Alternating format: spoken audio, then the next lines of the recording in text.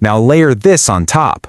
What if those leaders, once their time was up, were legally forbidden from ever running again? Not just for a second term, but forever. And here's the final piece of the puzzle. What if the transfer of power wasn't just a possibility, but a mandatory, peaceful, and totally predictable event, baked right into the law of the land? Look, this isn't some fantasy novel or utopian thought experiment. For centuries, the Oromo people in the Horn of Africa have governed themselves with exactly this framework. It's called the Gada System, and it's one of the most sophisticated indigenous democracies ever created. Okay, so let's start by really pushing back on this modern idea that democracy has to look one specific way. Because as we're about to see, history has some pretty radical alternatives.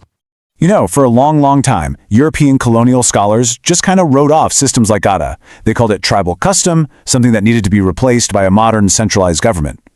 But here's the thing, Gada was never primitive. It was an incredibly complex and completely different way of organizing a society, and that difference was just mistaken for being inferior. And this brings us right to the core idea that makes Gada so unique and honestly so revolutionary. It's this concept of power that is designed from the ground up to move.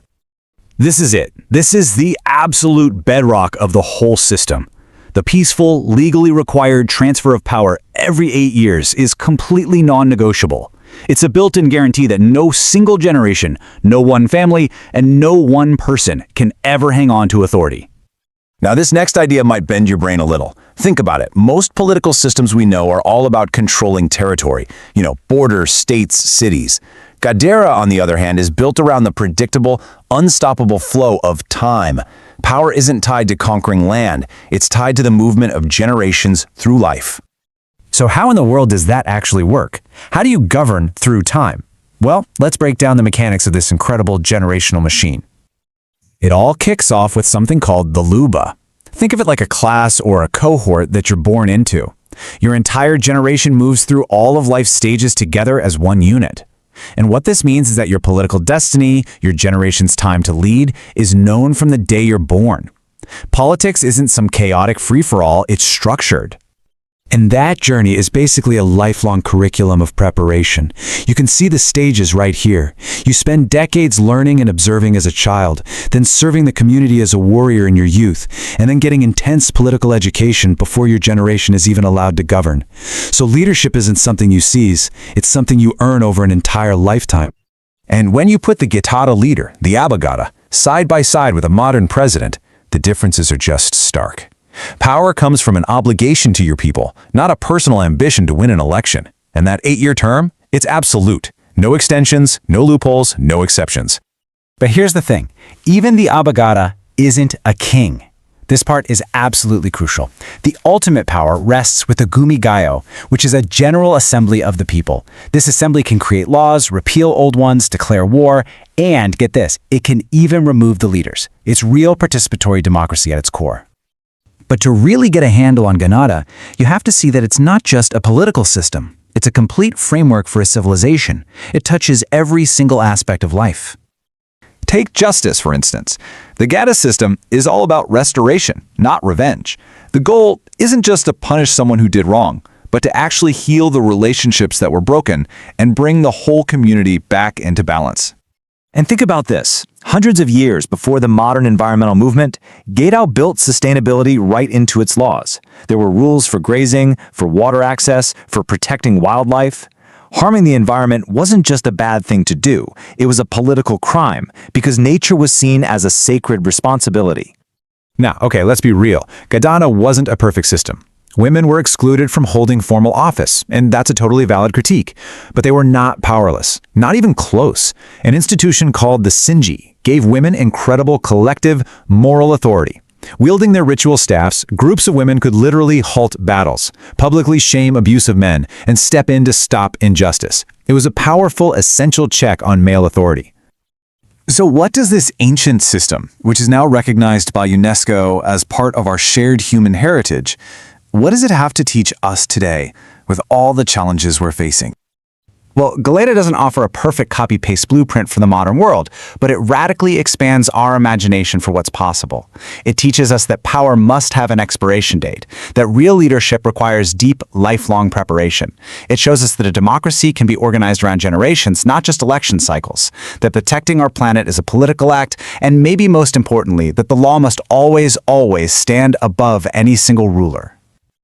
In an age that feels so defined by short-term political wins and really scary long-term global crises, the Gada system leaves us with one profound question to chew on. What would change if our leaders were forced to govern not for the next headline, but for the next generation? Once you ask that question, it's pretty hard to ignore.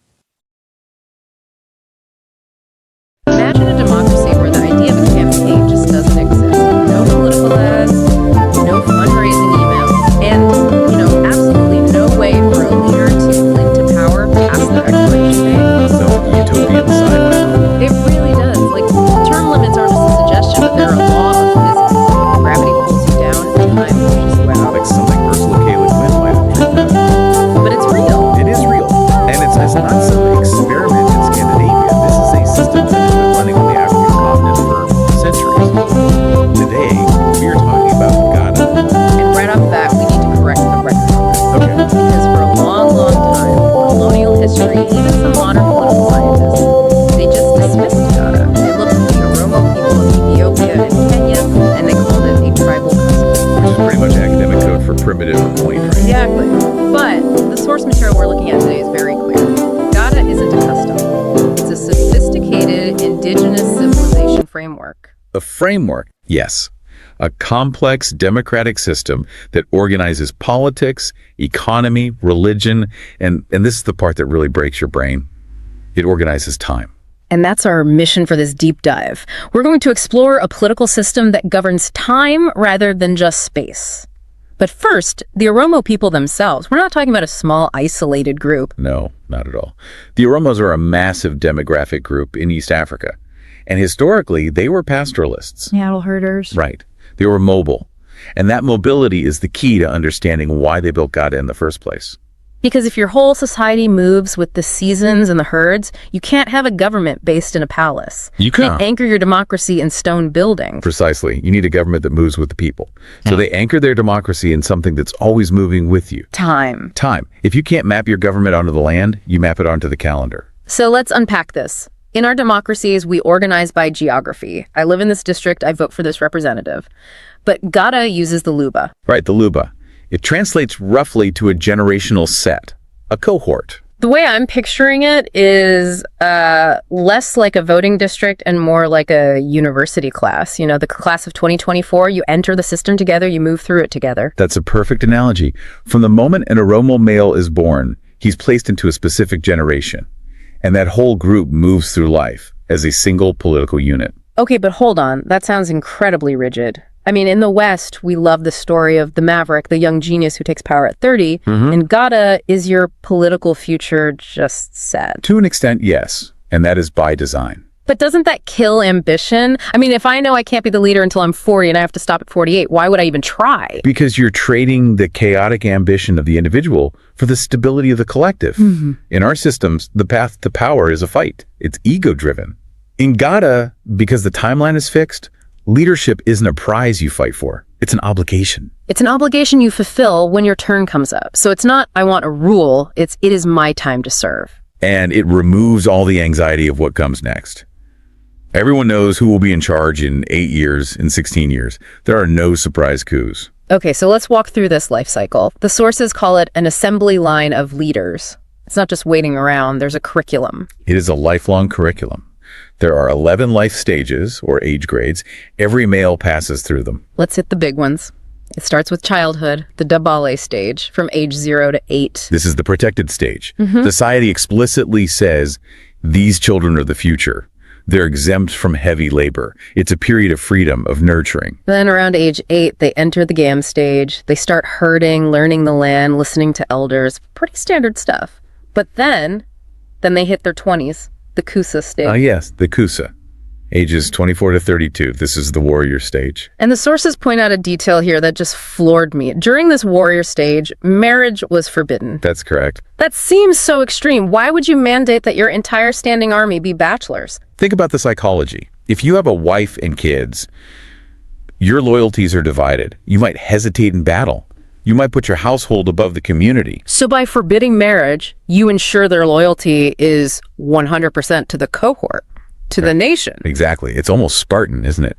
It forges this intense band of brothers bond.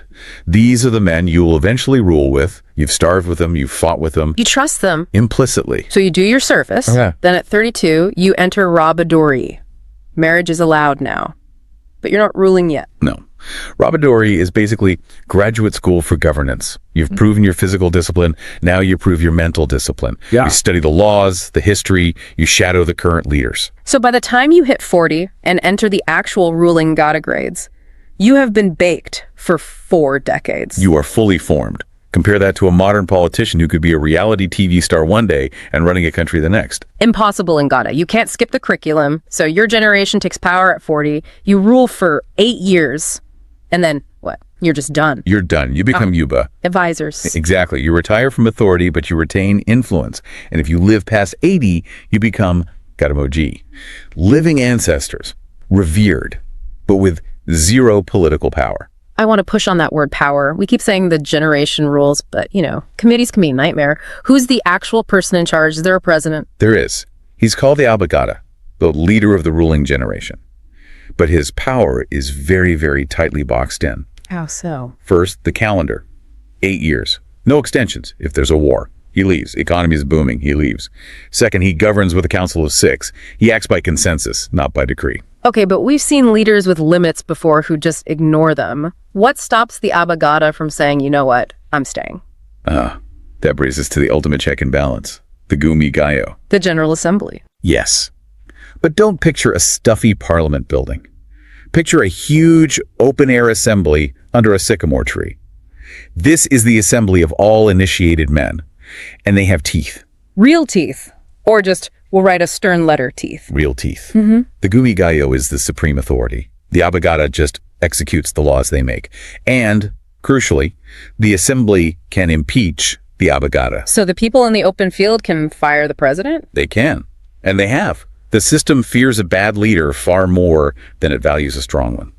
There's another check here that I found fascinating. The separation of church and state. We think of that as a product of the Enlightenment. Right. The 1700s. But the Oromo seem to have drawn this line much, much earlier. It's a very hard line. You have the political leader, the Abagada, and then you have the spiritual leader, the Kwalu. And the Kwalu is like the high priest. A spiritual medium, a source of moral legitimacy. He blesses the power transfer. But, and this is the rule, the Kwalu cannot carry weapons. He cannot hold political office. He can't judge legal cases. And the Abagada can't perform religious rituals. Correct. It prevents that consolidation of power. You can't have a leader saying, God told me to pass this law. Gada structurally forbids that. Okay. The elephant in the room. I knew it was coming. We've been saying he, men, warriors. This entire assembly line of leaders is explicitly male. It is. So where are the women? I mean, if this is a civilization framework, it feels like half the civilization is just excluded. It's a valid critique, and it's one the sources address directly. The formal Gada grades were for men. But if you stop the analysis there, you miss the counterbalance. You miss the SKE. The women's institution. Yes, it's both the institution and a physical object, a ritual staff a woman gets when she marries. Okay, but let's be real. The men have the spears, the laws, the political office. The women have a stick. I mean, moral authority sounds nice, but did they have any actual leverage? They absolutely did. And it was not just symbolic. The sinking institution was like a massive union combined with a Supreme Court of moral conduct. How so? If a woman was mistreated, abused by her husband, whatever, she could mobilize the Sinke. And what does that mean, mobilize? They would march. They could initiate a strike. Women would leave their homes, refuse all domestic work, and gather in a sanctuary. And when the Sinke marched, the men were terrified. Why? Because of the spiritual belief. A man who violated the Sinke was considered cursed. He'd be socially ostracized. No one speaks to you. No one trades with you. In that kind of society, that's a death sentence. So they held the nuclear option. They couldn't pass a law, but they could shut down the entire society if the men stepped out of line. Exactly. It wasn't equality in our modern legal sense. It was a balance of power. The men ran the administration. The women held veto power on social harmony. That idea of harmony seems to be the glue for this whole system, which I guess brings us to their legal system. It's not about winning an argument over a cow. No. In the West, justice is often punitive. You broke the rule, you pay the fine, the state wins. In Gada, justice is restorative. Restorative. So the goal is to fix things. The goal is to get you and your neighbor back to a point where you can live next to each other again. The proceedings focus on confession, compensation, and reconciliation. Because if you just punish the guy, the bad blood remains. And bad blood is poison. This long-term thinking seems to bleed into how they treat the land, too. The notes say Gada was green before that was even a concept. It is, but not for political reasons. It goes back to that pastoralist lifestyle. If you destroy the grazing land, you die. It's that simple. Right. But they codified it. In Gada, environmental laws are political laws. The land isn't property you own in space. It's a resource you are borrowing from future generations. From time. Which goes back to the generational structure. I can't strip mine the land because I know my son and my grandson have to live on it next. That's the brilliance of it. Strict laws about water access, grazing rotation. Violating them is a crime against the luba, the generations to come. It gives the trees and the water a seat at the table. It does. And in a world facing a climate crisis, that's a perspective we are desperately trying to relearn. So we have this incredibly complex system. It handled defense, law, ecology, but history happened. The Ethiopian empire expanded. Colonial powers arrived. Did Gada survive? It faced an existential threat. The modern Ethiopian state brought a system of one emperor, one law. They banned the Gada assemblies. They tried to impose a feudal system. So it went from a democracy of generations to a hierarchy of landlords. On the surface, yes, but you can burn down a building. It's much harder to burn down an idea that lives in the minds of elders. It survived underground. In the rural areas, yes, it was kept alive in rituals. And in recent decades, there's been a massive resurgence. Then in 2016, UNESCO officially recognized Gada As intangible cultural heritage of humanity. which is the world finally admitting, okay, this isn't just a tribal quirk. This is a contribution to human political philosophy. It validates what the Oromo always knew, that they had built something that solved problems the West is still struggling with. It does. And that brings us to the big takeaway. We're not saying a country should just copy-paste this system. No, of course not.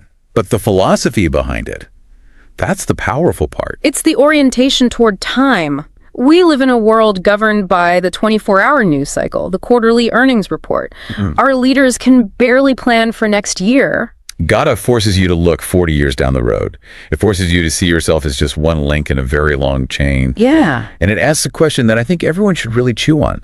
What would our society look like if we governed for generations rather than for headlines? Governing for generations, not headlines. I think that's the place to leave it. That's a heavy but hopeful thought. It is. That's it for this deep dive into Gada. Thanks for exploring the civilization.